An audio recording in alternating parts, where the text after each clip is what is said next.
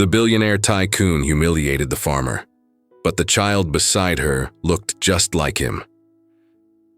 The fluorescent lights of Millbrook's community center cast harsh shadows across weathered faces as farmers, shop owners, and longtime residents filled the metal folding chairs.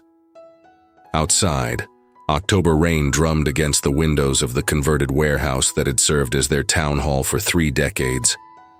Sarah Mitchell adjusted her worn denim jacket and checked her watch. 6:47 p.m. The meeting was supposed to start at 6:30. But she'd learned that nothing in Millbrook ran precisely on time anymore, not since the economic downturn hit their rural Kansas community. She glanced down at her 7-year-old son, Tommy, who sat beside her with a coloring book spread across his small lap. His dark hair caught the light as he concentrated on staying within the lines of a cartoon dinosaur, his tongue poking out slightly in concentration.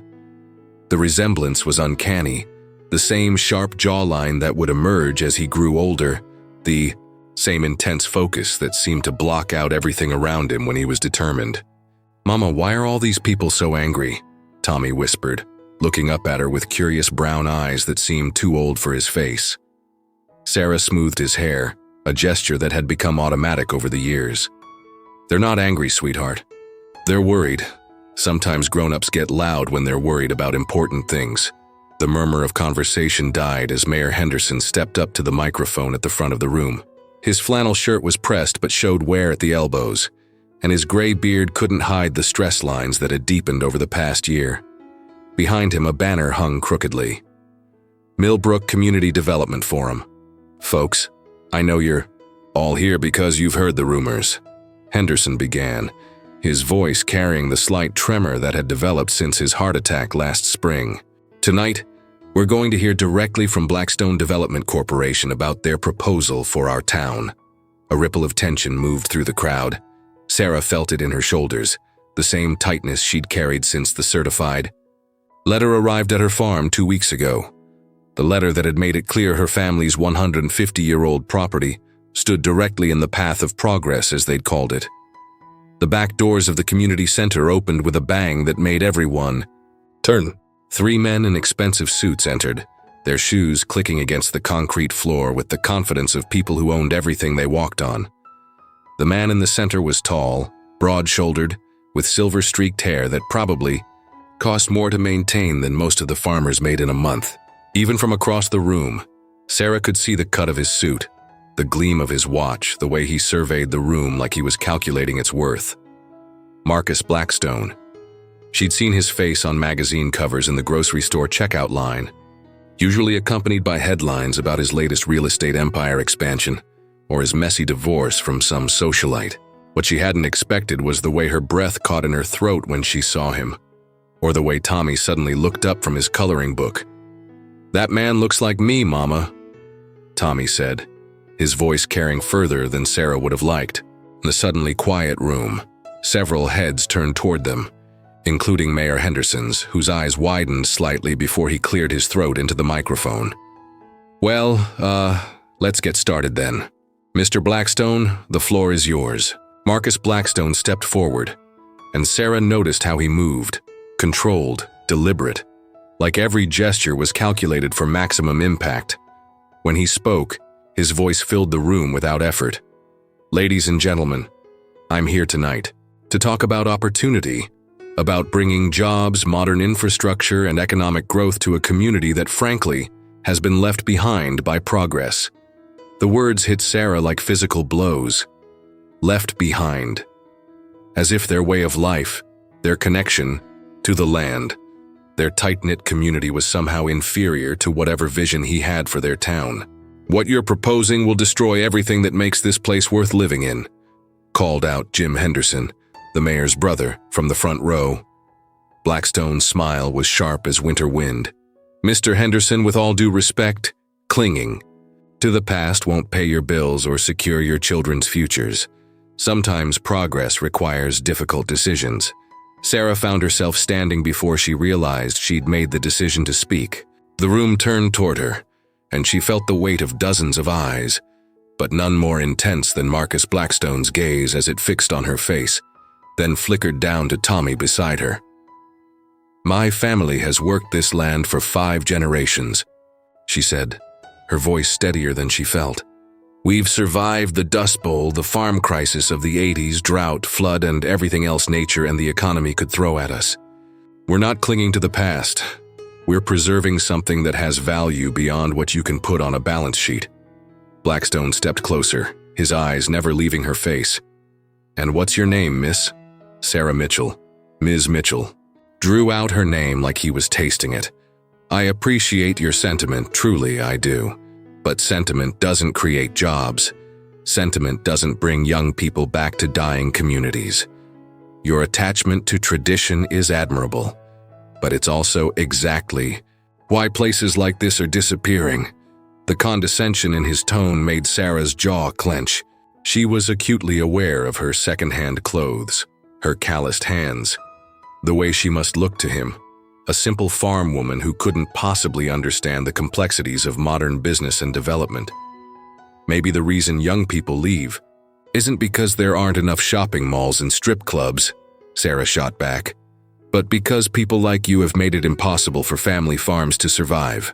You want to pave over our heritage and call it progress, but what you're really doing is destroying communities to line your own pockets. The room erupted in applause, but Sarah barely heard it. She was watching Marcus Blackstone's face, seeing something flicker across his features. Surprise, perhaps, or something deeper. His gaze shifted again to Tommy, who had been watching the exchange with wide eyes. How old is your son, Ms. Mitchell? Blackstone asked suddenly, his voice cutting. Through the noise, the question caught Sarah off guard. I don't see how that's relevant to humor me. He's 7. Marcus Blackstone stared at Tommy for a long moment, and Sarah saw something change in his expression. The calculated businessman mask slipped just slightly, revealing something she couldn't quite identify.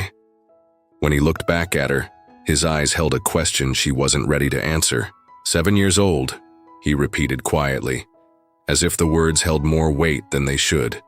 The meeting continued around them, but Sarah felt as though she and Marcus Blackstone were locked in their own private conversation, one conducted entirely through glances and half-formed recognitions.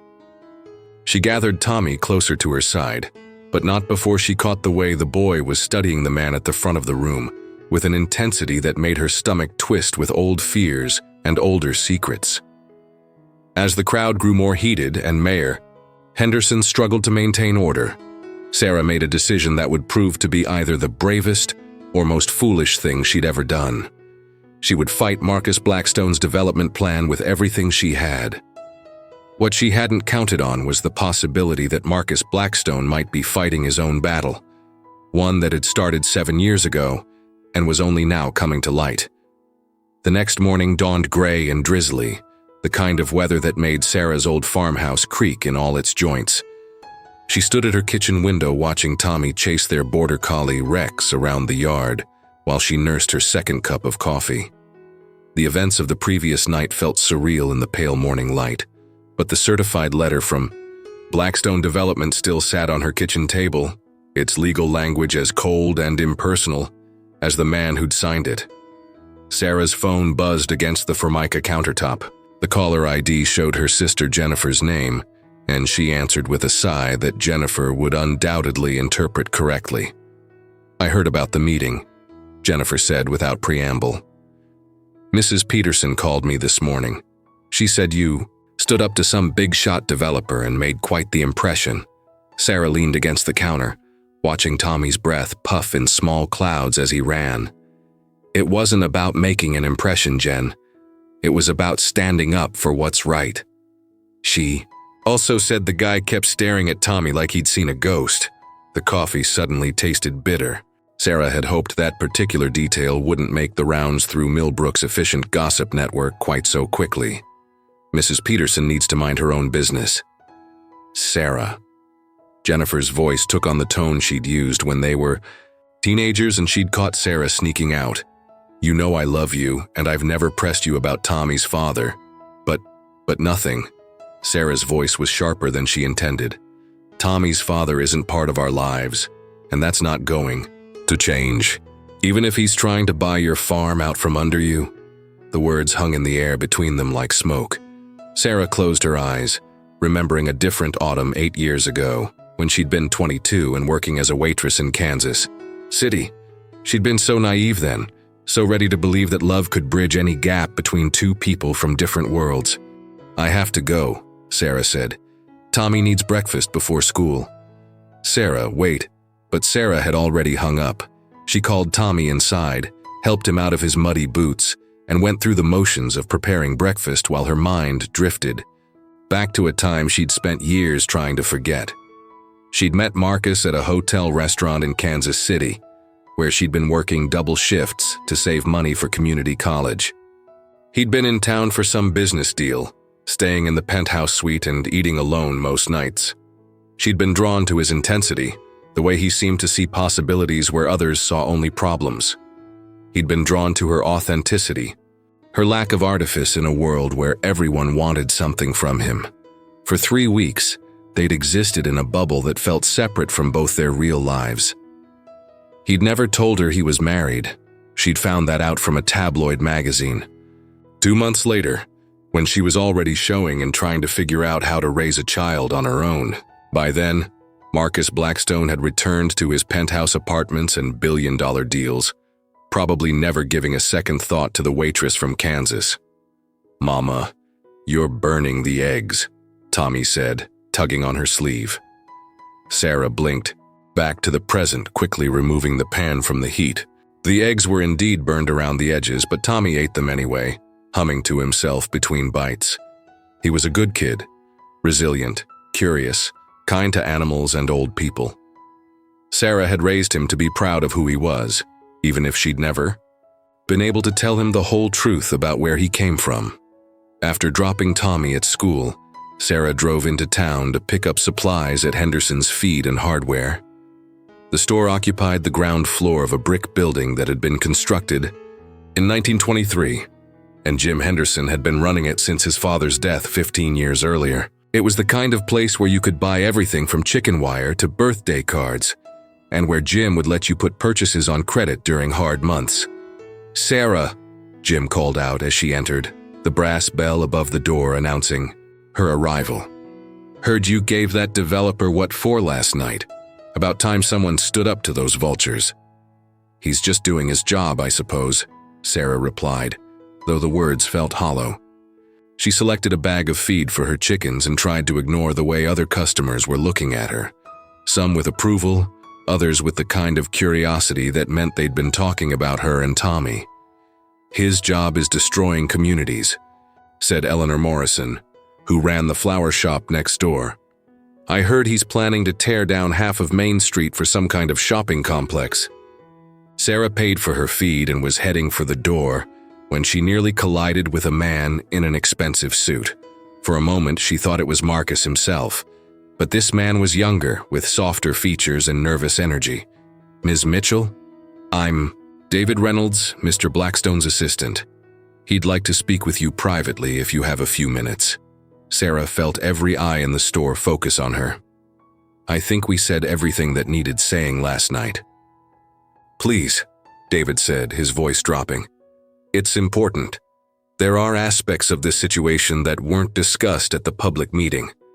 Against her better judgment, Sarah found herself nodding.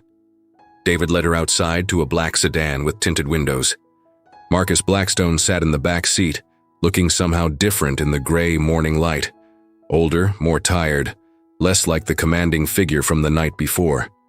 "Thank you for agreeing to talk," he said as Sarah settled into the seat across from him. The car's interior smelled like leather and expensive cologne, so different from her truck with its cracked vinyl seats and lingering scent of hay. "I'm not going to sell," Sarah said immediately. "If that's what this is about, it's not." Marcus was quiet for a moment, studying her face. "How long have you lived in Millbrook?" "My whole life, except for a few years when I was younger."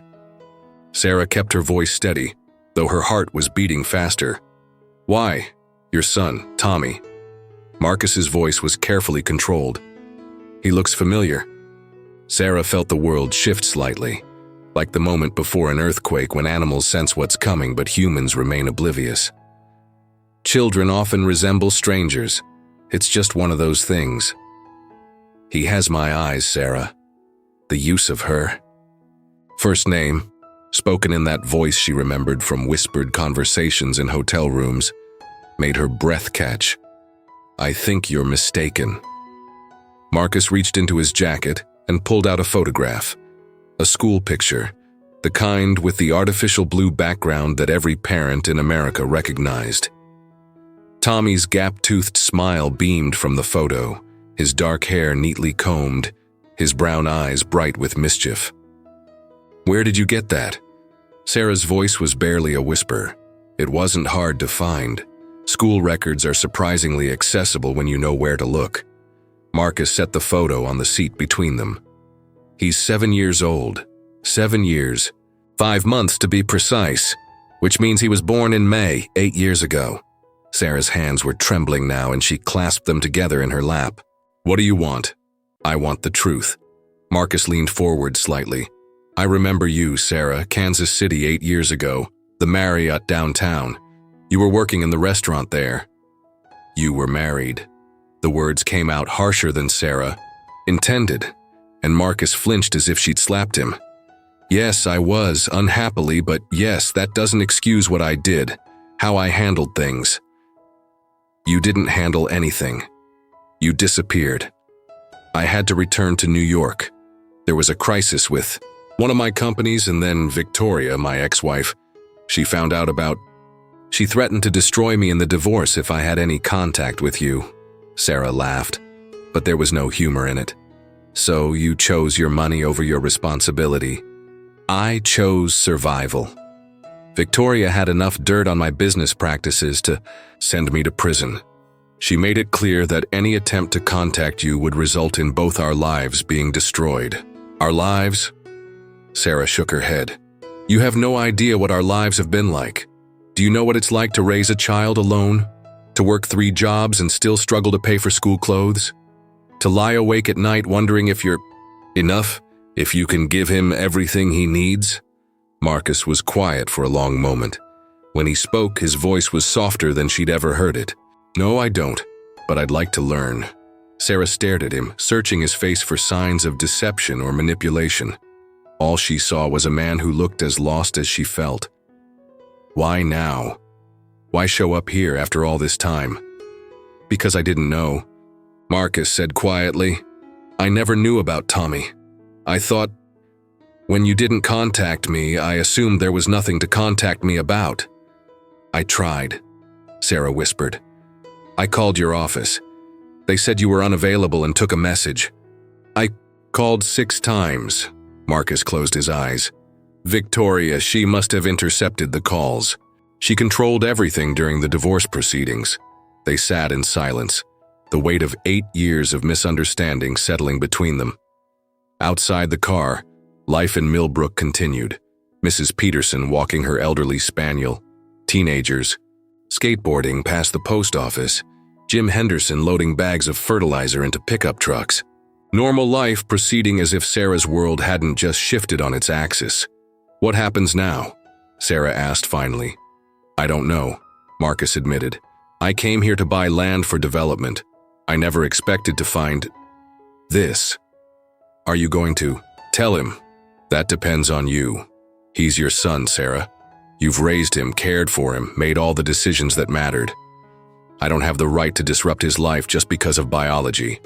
Sarah looked out the window at the town she'd grown up in, the place where Tommy was building his own childhood memories. He asks about his father sometimes.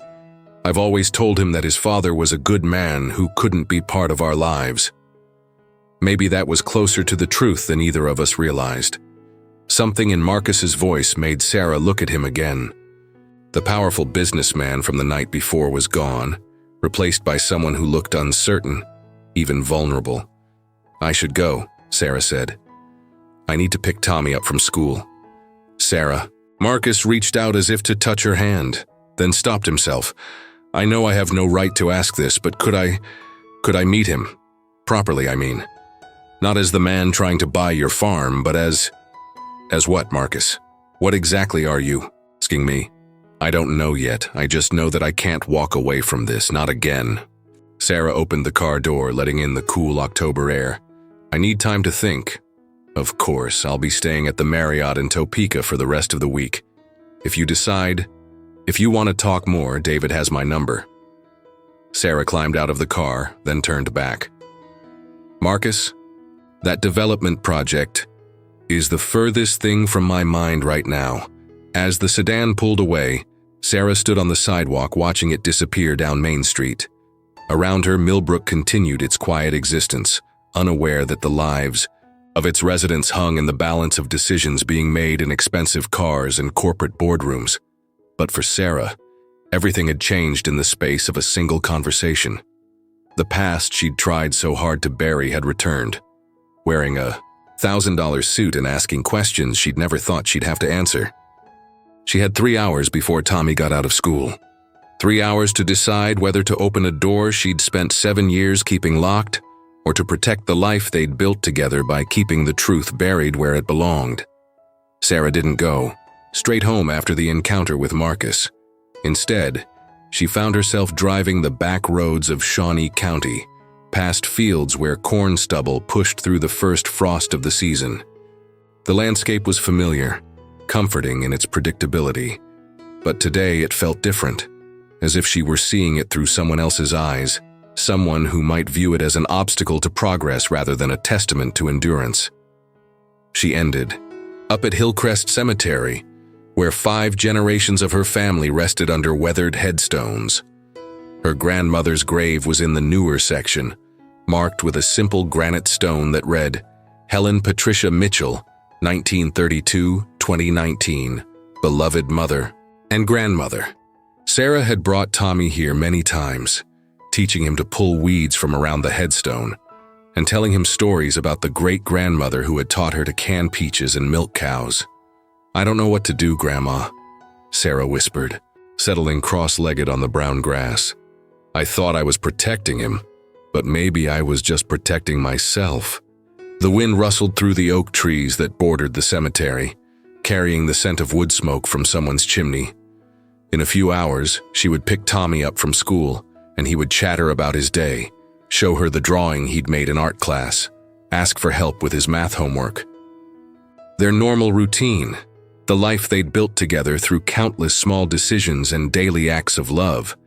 But normality felt fragile now, like a soap bubble that might burst at the slightest disturbance. Sarah's phone buzzed with a text message. Jennifer again. Call me, I'm worried about you. Instead of calling, Sarah drove home and spent the next 2 hours stress cleaning her kitchen until every surface gleamed. When it was time to pick up Tommy, she forced herself to drive the speed limit, to act as if nothing had changed. Tommy bounded out of Lincoln Elementary with his usual energy, his backpack dragging on the ground behind him.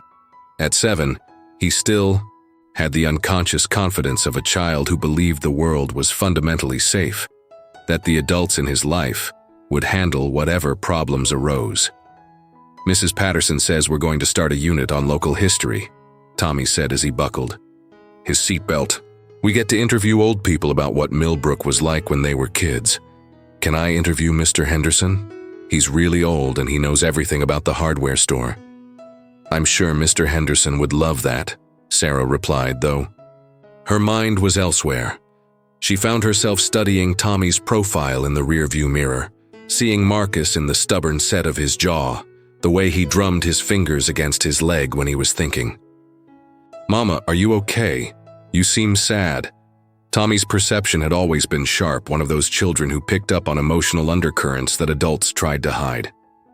Sarah pulled into their driveway and turned to face him fully. I'm fine, sweetheart. Just thinking about grown-up stuff. About that man from last night, the one who wants to buy our farm. Sarah's breath caught. What makes you say that? Tommy shrugged with the casual wisdom of childhood. He kept looking at me. And he looked familiar, like maybe I saw him in a dream or something. Do you think he has kids? The question was so innocent, so devoid of the complications that adults created, that Sarah felt her eyes fill with tears. I don't know, Tommy. Why do you ask? Because he looked lonely.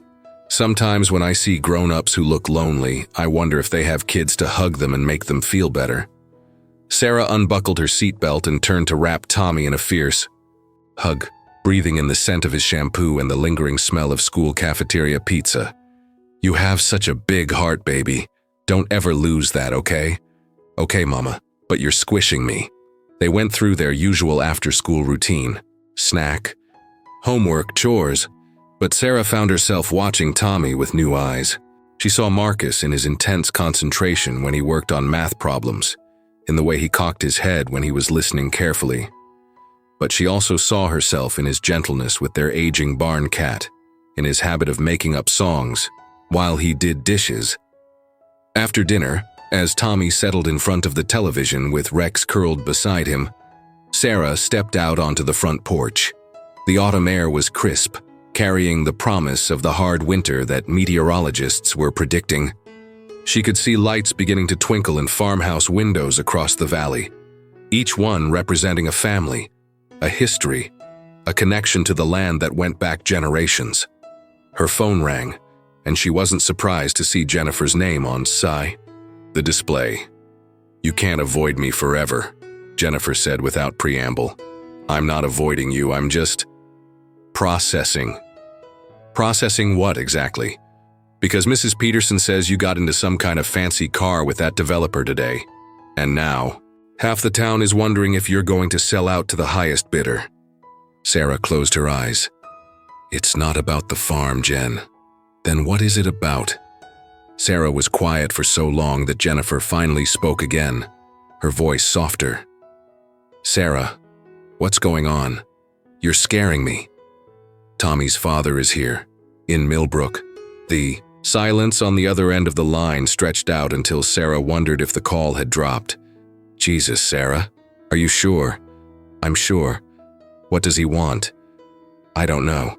He says he didn't know about Tommy, that he never got my messages 8 years ago.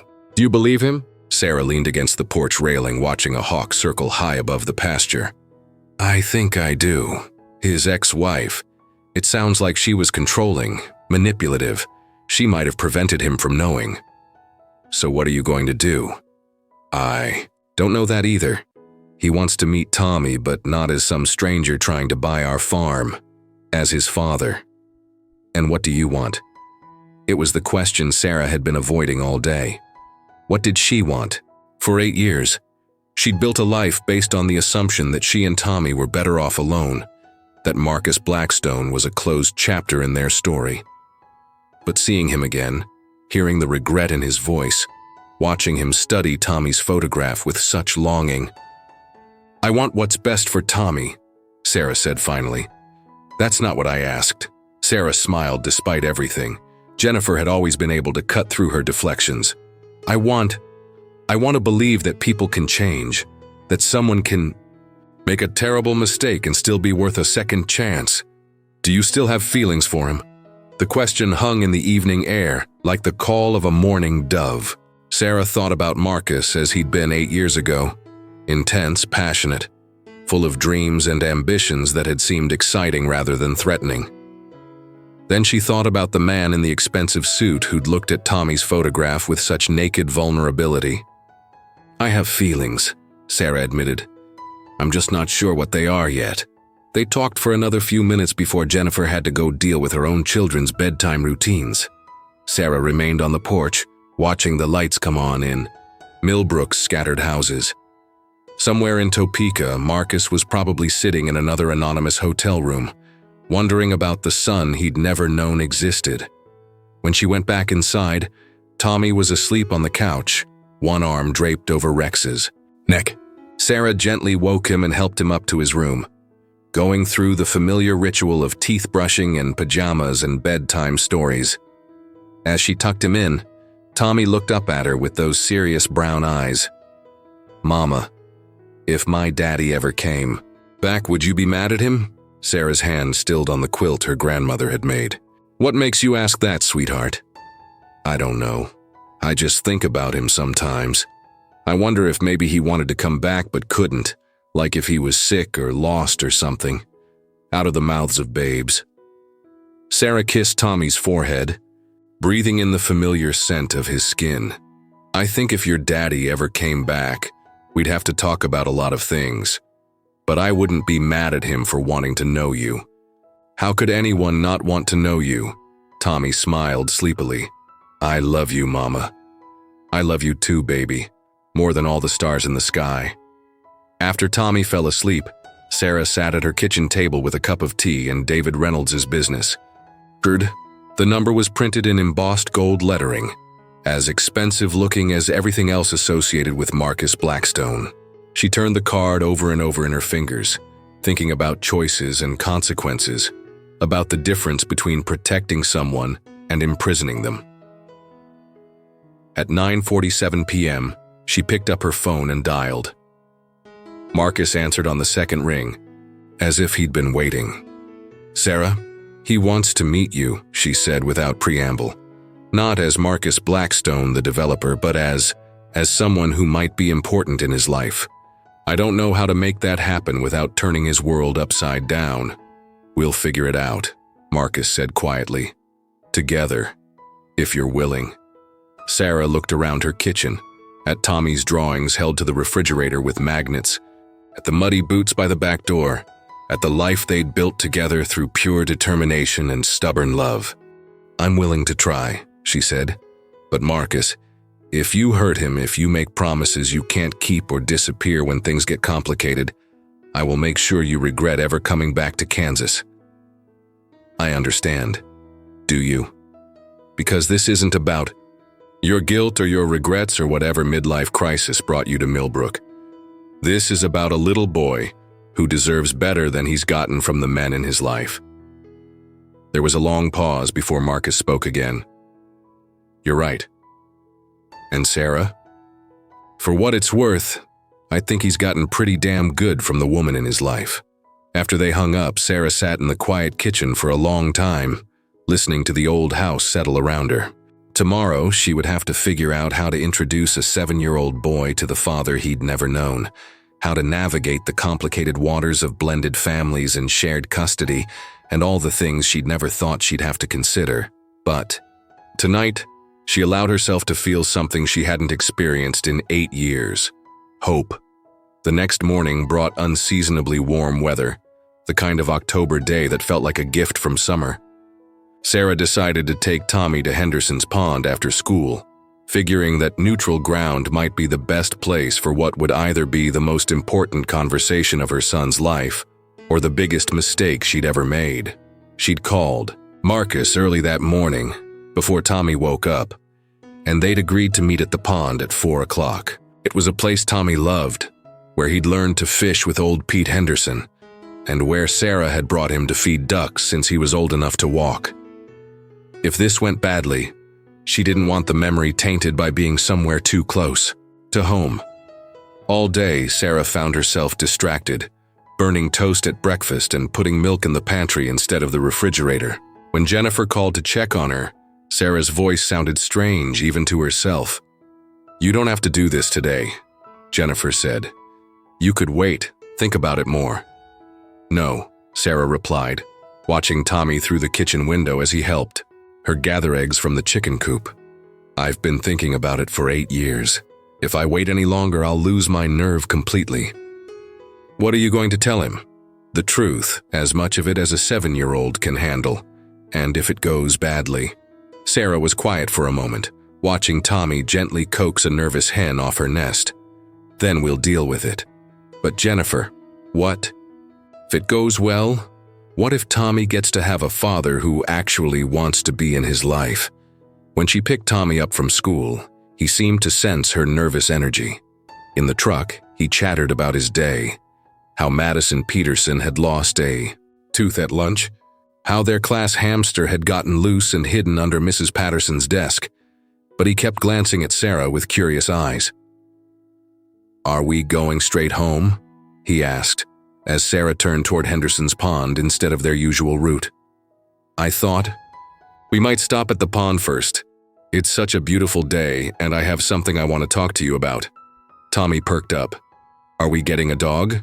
A real dog, not just Rex? Rex was technically a working dog, though he spent more time napping in sunny spots than hurting anything. No, sweetie, not a dog. They parked in the gravel lot beside the pond, where cattails grew thick along the shore and an old wooden dock. jutted out into water that reflected the clear blue sky. Tommy immediately ran to the water's edge, picking up stones to skip across the surface. He was getting pretty good at it, Sarah noted. Pete Henderson had taught him well. At exactly 4:00, a black sedan pulled into the lot. Sarah's heart began beating faster as she watched Marcus get out of the car. He'd traded his expensive suit for jeans and a navy pullover sweater, but he still looked like he belonged in a different world from theirs. He approached slowly, his eyes fixed on Tommy, who was now crouched by the water's edge examining something in the mud. "Tommy," Sarah called. "Come here for a minute, sweetheart." Tommy looked up, his attention shifting to Marcus. For a moment, the three of them stood in an awkward triangle, uncertainty hanging in the air like early morning mist. "Tommy, I'd like you to meet someone," Sarah began, her carefully rehearsed words suddenly feeling inadequate. "This is Marcus Blackstone." Tommy wiped his muddy hands on his jeans and extended one to Marcus with the automatic politeness Sarah had drilled into him. "Nice to meet you, Mr. Blackstone. Are you the man who wants to buy our farm?" Marcus knelt down so he was at Tommy's eye level, taking the small hand in both of his. "I am, but that's not really why I'm here today." "Why are you here?" Marcus glanced at Sarah, who nodded encouragingly. "I'm here because your mom and I knew each other a long time ago before you were born, and I've been hoping to meet you for a very long time." Tommy considered this with the seriousness he brought to all new information. "Did you know my mom when she lived in Kansas City?" "Yes, I did. She worked at a restaurant there. She said she made really good tips because she was nice to lonely business people." Marcus's smile was genuine now, touched with something that looked like wonder. "She was very nice to me when I was feeling pretty lonely." Tommy studied Marcus's face with the frank curiosity of childhood. "You have the same eyes as me." "I noticed that too." Sarah felt her throat tighten. This was the moment. She could either let the conversation continue its natural course or redirect it towards safer ground. She thought about all the nights she'd wondered what this moment would look like, all the imaginary conversations she'd had in her head. "Tommy," she said softly, "Marcus isn't just someone I used to know. He's your father." The words hung in the air while Tommy processed them. Sarah watched his face, looking for signs of confusion, anger, or hurt. Instead, she saw something that looked almost like relief. "Are you sure?" Tommy asked, looking between Sarah and Marcus. "I'm sure, sweetheart." Tommy turned back to Marcus, studying him with new intensity. "Where have you been?" It was such a simple question, but Sarah could see it hit Marcus like a physical blow. His composure cracked slightly, and when he spoke, his voice was rougher than before. "I was far away, and I didn't know about you. If I had known, I would have been here sooner." "Why didn't you know?" Marcus glanced at Sarah, who gave him a small nod. They'd agreed to be honest, age-appropriately honest, but honest nonetheless. "Your mom tried to tell me, but I was in a complicated situation with my family, and the messages never reached me. By the time I realized what had happened, years had passed, and I thought maybe it was too late." Tommy absorbed this information, with the pragmatic acceptance that children often showed toward adult complications. They didn't fully understand. "But you're here now." "Yes, I'm here now. Are you going to stay?" Another simple question that cut straight to the heart of everything. Marcus looked at Tommy's expectant face, then at Sarah, who was watching him with an expression that said, everything depended on his answer. "I'd like to stay if that's okay with you and your mom. I'd like to get to know you, spend time with you, maybe teach you some things." "What kind of things?" Marcus thought for a moment. "Well, what do you like to do?" "I like to fish, and I like to draw, and I like to help Mama with the animals. Rex taught me how to herd chickens, but I'm not very good at it yet." "I used to fish when I was your age," Marcus said. "My grandfather taught me, and I'm not bad at drawing either, though I mostly draw buildings and plans for buildings." "Could you teach me to draw buildings?" "I'd love to." Sarah watched the exchange with a mixture of relief and terror. It was going well, better than she'd dared to hope. but she couldn't shake the feeling that this was just the beginning of a much more complicated journey. "Tommy," she said, "this is a lot to think about. Why don't we sit on the dock for a while, and you can ask Marcus any questions you have?" They made their way to the old wooden dock, their footsteps echoing across the water. Tommy sat between Sarah and Marcus, swinging his legs over the edge while ducks paddled nearby, hoping for breadcrumbs. "Do you have other kids?" Tommy asked. "No," Marcus replied. "You're my only child." "Do you have a wife?" "I used to, but we're not married anymore. We didn't have children together." "Why not?" Marcus was quiet for a moment, clearly trying to figure out how to explain adult relationships to a 7-year-old. Sometimes grown-ups think they want the same things, but it turns out they want very different things. She wanted a certain kind of life, and I wanted something else. "What did you want?" "I thought I wanted to make a lot of money and be important in business, but now I think what I really wanted was a family. People to care about who would care about me too." Tommy nodded as if this made perfect sense. "Mama says family isn't just about blood. She says it's about people who choose to love each other every day." Marcus's eyes found Sarah's across Tommy's head. "Your mama is very wise." They sat in comfortable silence for a while, watching the water and the late afternoon sky. Eventually, Tommy's endless curiosity took over again. "Are you rich?" "Tommy," Sarah started, but Marcus held up a hand. "It's okay.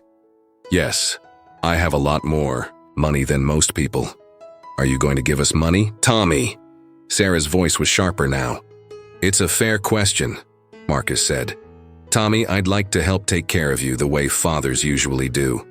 But your mom has done an amazing job raising you all by herself, and any decisions about money or anything else will be up to her." Tommy seemed satisfied with this answer. He picked up a small stone and threw it into the water, watching the ripples spread outward. "If you're my dad, does that mean you won't try to buy our farm anymore?" Sarah had been wondering the same thing, though she hadn't planned to bring it up during this first meeting. Marcus was quiet for a long moment, and she could almost see him working through the implications. "The development project is complicated," he said finally. "A lot of people have invested money in it, and there are contracts and agreements already in place. But I promise you this, I will never do anything that would hurt you or your mom. We'll figure out a solution that works for everyone."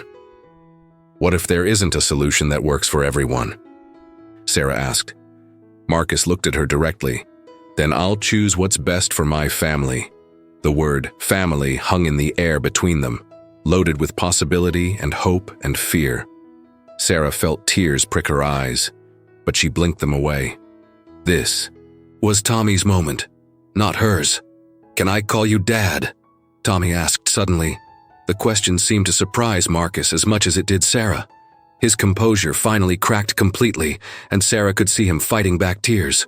"You can call me whatever feels right to you," he said, his voice thick. "Marcus, Mr. Blackstone, Dad. Whatever you're comfortable with." "I think I'll try Dad and see how it feels." Marcus nodded, not trusting himself to speak. As the sun began to set, painting the sky in shades of orange and pink, they made their way back to the parking lot. Tommy chattered happily about showing Marcus the farm, about teaching him to milk cows and collect eggs. Sarah found herself walking slightly apart from them, watching this new dynamic unfold. At their trucks, Marcus knelt down to Tommy's level again. "Thank you for giving me a chance, Tommy. I know this is all pretty strange." "It's not strange," Tommy said matter-of-factly. "It's just different. Mama says different isn't bad. It's just different." Marcus pulled Tommy into a gentle hug, and Sarah watched her son's small arms wrap around his father's neck. When they separated, both of them had tears in their eyes. "Can we see you again tomorrow?" Tommy asked. "If it's okay with your mom, I'd like that very much." Tommy turned to Sarah with pleading eyes. "Can we, Mama? Please?" Sarah looked at Marcus, seeing in his face the same hope and uncertainty she felt in her own heart. "We'll see," she said, which was mom speak for probably yes, and which Tommy understood perfectly. As they drove home, Tommy was unusually quiet, processing everything that had happened. Finally, as they pulled into their driveway, he spoke. "Mama, are you happy that my dad came back?" Sarah turned off the engine and twisted around to look at him. "I'm happy that you got to meet him, and I'm happy that he wants to be part of your life. The rest, well, we'll figure out the rest as we go." "I like him," Tommy announced. "He seems sad, but nice sad, not mean sad." "Nice sad?" "Like he's sorry about things but wants to make them better. Mean sad is when people are sorry, but they want to make other people feel bad too." Sarah marveled again at her son's emotional intelligence.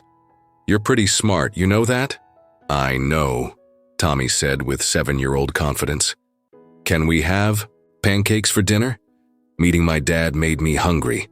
As they walked into the house, Sarah felt as if she were crossing a threshold into a new chapter of their lives. Behind them lay 8 years of just the two of them against the world.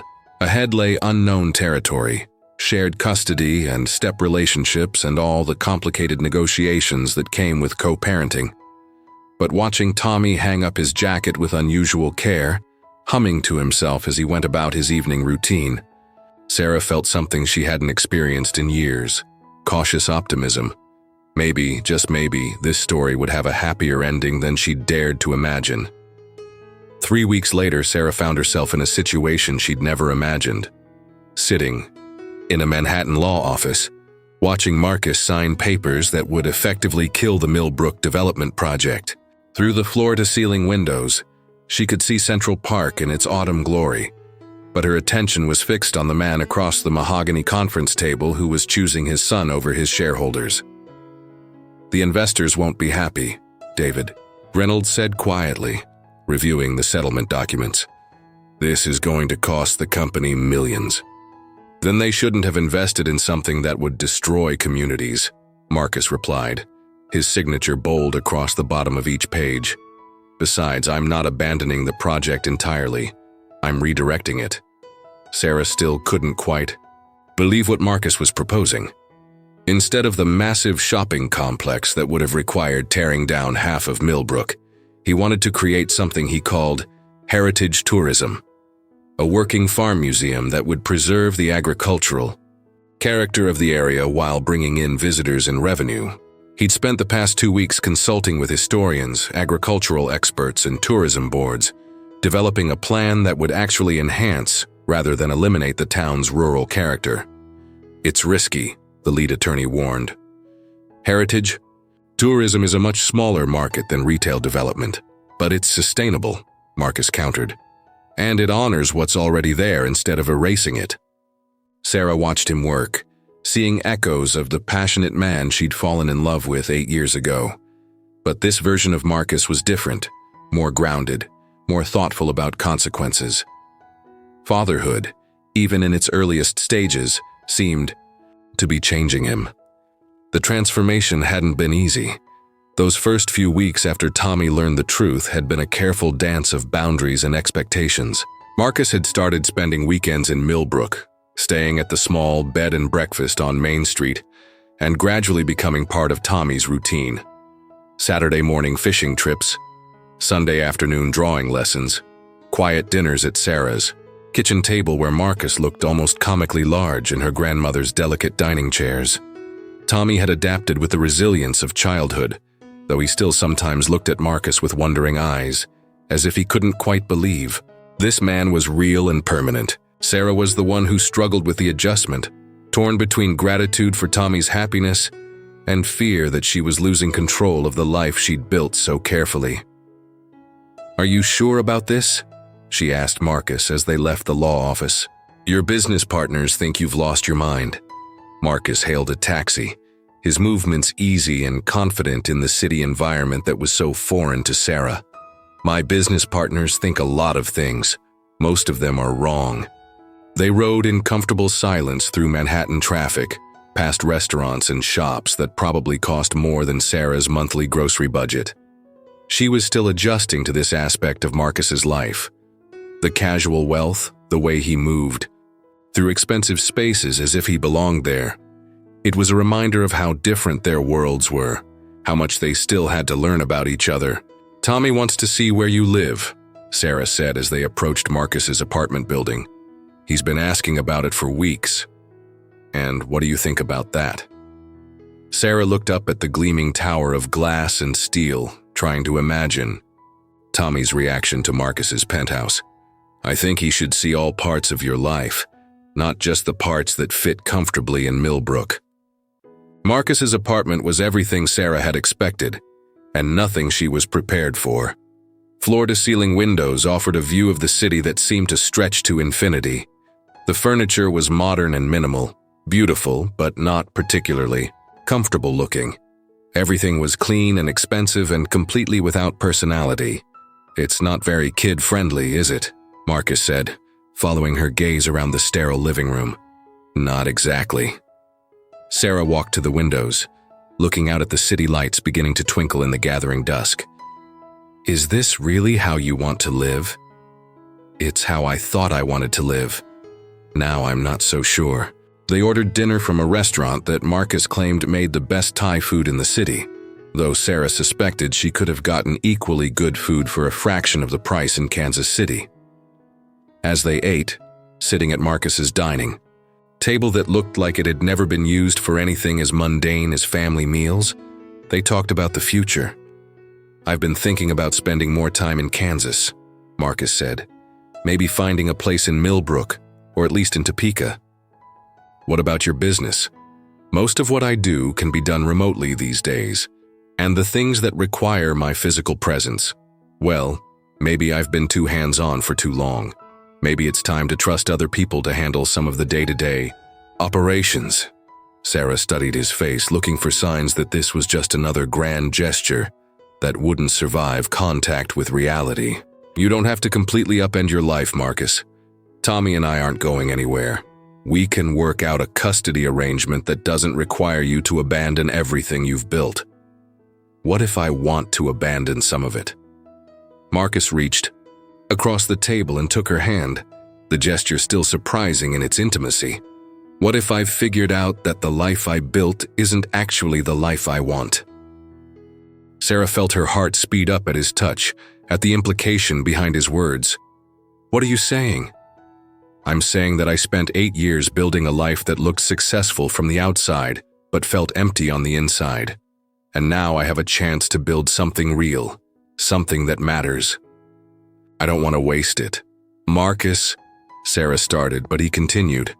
"I know we can't just pick up where we left off 8 years ago. Too much has happened. We're both different people now. But Sarah, I never stopped thinking about you, even when I thought I'd never see you again. You were always there in the back of my mind, this reminder of what happiness actually felt like." Sarah pulled her hand away, standing up to pace to the windows again. The city sprawled below them, millions of lights representing millions of lives, each one a story of choices made and paths taken. "I'm scared," she admitted. "I've been on my own for so long, making all the decisions, being responsible for everything. I don't know how to share that with someone else. You don't have to figure it out all at once. We can take it slow, see how things develop naturally." "And what about Tommy? He's already getting attached to you. If this doesn't work out between us, if we try to be something more than co-parents and it goes badly, then we'll handle it like adults, and we'll make sure Tommy doesn't get hurt." Marcus joined her at the windows, standing close enough that she could smell his cologne, feel the warmth of his body. "But Sarah, what if it works out? What if we're actually good together?" She turned to look at him, seeing in his face the same vulnerability she felt in her own heart. "I keep waiting for the other shoe to drop, for you to realize that small-town life isn't as romantic as it seems from a distance, or for some business crisis to pull you back to this world permanently. The only crisis I'm worried about is losing you and Tommy again."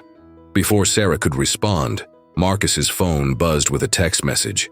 He glanced at it and smiled. "Speaking of Tommy, he wants to know if we're bringing him back a present from New York." Sarah laughed despite her fears. "What did you tell him?" "I told him we'd bring him back something better than a present." "What's better than a present?" Marcus's smile was soft, hopeful. "A plan for the future." The next morning, they flew back to Kansas on Marcus's private jet, a luxury that still made Sarah slightly uncomfortable. But as they descended toward the familiar landscape of farms and small towns, she felt some of her tension ease. This was home, the place where she'd learned to be strong, where she'd raised Tommy, where she understood the rules and rhythms of daily life.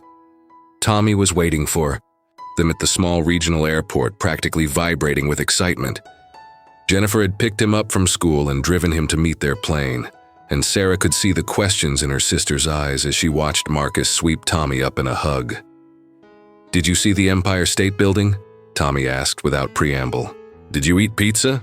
Did you ride in a taxi?" "We saw lots of tall buildings, we ate Thai food, and yes, we rode in a taxi," Sarah replied, ruffling his hair. "How was school?" "Boring. Mrs. Patterson made us do math all morning. But guess what? Mr. Henderson said he'd teach me to drive the tractor next weekend if it's okay with you." Sarah looked at Marcus, seeing his amusement at Tommy's casual dismissal of their New York adventure in favor of more pressing concerns like tractor driving lessons. "We'll see," Sarah said, which Tommy correctly interpreted as probably yes. As they drove back to the farm, Tommy chattered about his week, sharing the small dramas and victories of 7-year-old life. Marcus listened with the kind of attention that suggested he was storing up these details, learning the patterns of his son's daily existence. "Are you staying for dinner?" Tommy asked as they pulled into the driveway. "If your mom doesn't mind cooking for one more person." "She doesn't mind. She always makes too much anyway. And then we have to eat leftovers for days." Sarah caught Marcus's eye in the rearview mirror and saw him trying not to laugh. "Thank you for that endorsement of my cooking, Tommy." "It's good leftovers," Tommy said loyally. Usually, that evening, as Sarah prepared dinner in her familiar kitchen, she watched Marcus help Tommy with his homework at the kitchen table.